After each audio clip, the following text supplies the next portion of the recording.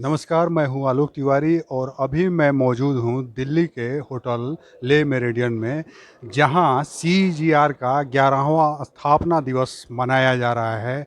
और आज इस स्थापना दिवस में जो हमारे साथ हैं, ये एक ऐसे शख्स हैं जिनके बारे में आप जानेंगे तो आपको पता चलेगा कि हमारा जो इतिहास है, ख़ास करके जो हम भारत में बात करते हैं महाभारत की, महाभारत के इतिहास से जुड़े हुए ये एक शख्स हैं।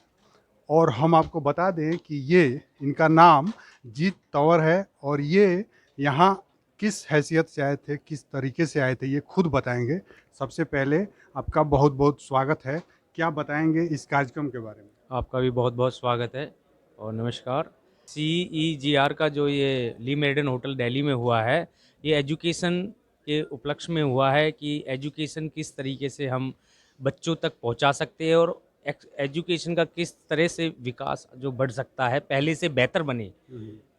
शिक्षा तो पहले भी अच्छी थी, पर अब जो 2047 का जो लक्ष्य लेके चल रही है भारत सरकार चल रहा है और हमारे जो देश को विश्व गुरु बनना है, उसके उपलक्ष्य में जो यहाँ पर आज ये जो सेमिनार रखा गया है। और ये हमारा जो एक हमारी संस्था है दिल्ली इंस्टीट्यूट ऑफ पैरामेडिकल, जो हम मेडिकल पैरामेडिकल के कोर्स कराते हैं, जिसमें हम लेबोरेटरी के कोर्स करवाते हैं, ओटी का कोर्स करवाते हैं और डायलिसिस का कोर्स करवाते हैं। मतलब ऐसे हमारे पास बहुत से कोर्स है जो 12th के बाद हमारे पास जो बच्चे करते हैं, वो किसी भी स्ट्रीम में हो सकते हैं। ये नहीं कि वो साइंस से ही हो, आर्ट्स का भी हमारे पास कर सकता है, कॉमर्स का भी कर सकता है। तो आज इसी उपलक्ष्य में यहाँ पर ली मेरिडियन में CEGR के जो सेमिनार है, इसमें ये बताया गया है किस किस तरीके से आप बच्चों का बेहतरीन अच्छे से अच्छा कोर्स करा सकते हैं। इसमें बहुत और एक सी कोलैबोरेशन को लेके भी ये जो है काफ़ी अच्छा काम कर रहा है। सीजीआर जो इंस्टीट्यूशन है, उनका आपस में कैसे उन्हें कोलैबोरेट करके और एक दूसरे के साथ जो है किस तरह से सहयोग बढ़ाया जा सकता है, इस तरीके का भी जो है इसका प्रयास है। लेकिन आपके साथ साथ एक और भी जो इतिहास जुड़ा हुआ है, खास करके महाभारत के साथ जुड़ा हुआ है। और आपके बारे में बताया जाता है कि आप जो है अर्जुन के वंशज में से हैं। जो देखिए दिल्ली का नाम ढीलिकापुरी पड़ा, वो भी आप ही के देखिए पूर्वज थे। तो इसके बारे में कुछ बताएं हमारे देखिए दर्शकों को। जो दिल्ली के जो राजा थे अनंगपाल तंवर, सम्राट मीर भोज गुजर, और जो दिल्ली का जो नाम जैसे आप बता रहे हो अर्जुन के नाम से, जो ये वो भी हमारे पूर्वज है। जो दिल्ली जो ये बसाई गई थी, इंद्रप्रस्थ जो बसाया गया था, जब महाभारत का दौर चल रहा था, जब कौरवों ने पांडवों को जब ये दिल्ली दी गई थी, तो इंद्रप्रस्थ इसका नाम था। उसी से ये नाम इसका इंद्रप्रस्थ से बाद में दिल्ली हो गया अर्जुन से। तो अनंगपाल तंवर जो हमारे पूर्वज थे। पूर्वज और दिल्ली के राजा जो रहे हैं, आज भी उनका किला है और कई ऐसी उनकी इमारतें और यादगार है जो ये दर्शाती है कि इस दिल्ली पे राज अनंगपाल तंवर ने किया, उसी के हम वंशज है। और यहाँ पर जो आए अभी हम ली मेरिडियन में, ये एक शिक्षा के उसके में आए थे, जिसमें से CEGR ने समूह बनाया है और इंस्टीट्यूट्सों को एक करके समूह बनाया है कि एक साथ मिलके काम करे।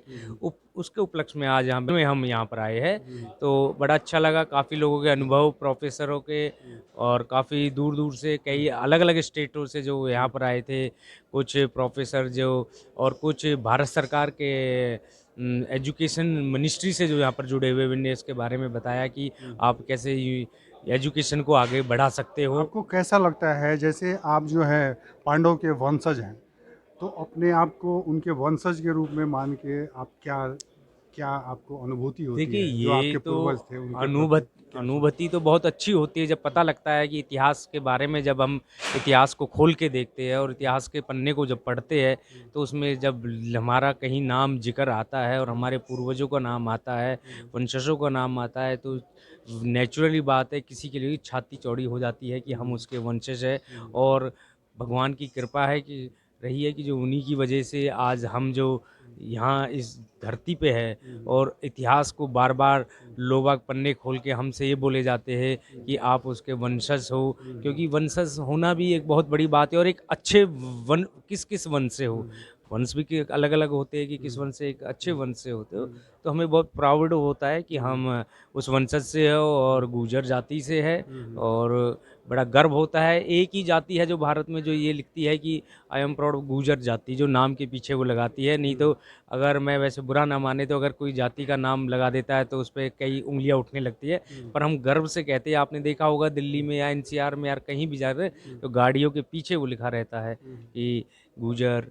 दिल्ली में भी देखा होगा आपने, हरियाणा में भी देखा होगा, पीछे नाम के पीछे, गाड़ियों के पीछे बहुत से आपने देखा अभी कई कई सरकारों ने ये वो लगा दिया था कि आप गाड़ियों पे नाम नहीं लिखोगे, पीछे वो नहीं लगाओगे, तो लोगों ने अपनी दिल पे नाम लिखवा लिया, शरीर पे नाम लिखवा लिया कि आप गाड़ी से मिटा सकते हो पर हमारे शरीर से नहीं मिटा सकते। यानी एक गौरव का एहसास होता है आपको कि आप जिसके वंशज हैं, तो एक गौरव जो है वो उस गौरव को कैसे बढ़ाया जाए और लोगों के बीच जाने में या आपको अपनी जाति बताने में कोई भी हिचक इसलिए नहीं अभी होती आपने देखा होगा कुछ दिन पहले बहुत सूरज गुड़गांव में, सूरज फरीदाबाद में सूरज कुंड में एक मेला हुआ था, गुजर गुजर महोत्सव। और आपने दिल्ली में भी देखा होगा और आसपास के एनसीआर में भी देखा होगा कि जगह जगह हमारे जो पूर्वज है उनकी प्रतिमा लगाई जा रही है।